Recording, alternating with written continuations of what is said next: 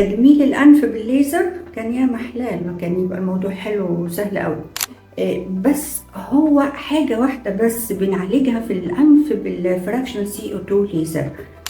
في بعض الرجالة عندهم شكل من أشكال الوردية بيبقى عبارة عن انتفاخ كبير في الغدد الدهنية اللي في الأنف، ساعتها الأنف بتكبر جدا.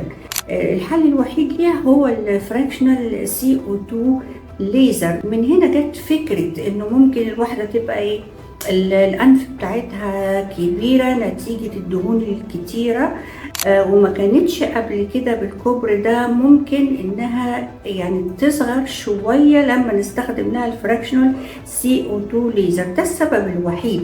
لكن حاجة اسمها الأنف يتجمل بالليزر لا. عنوان: طنطا، كورنيش المرشحة، البر الثاني، فوق صيدلية حجاج، الدور الأول.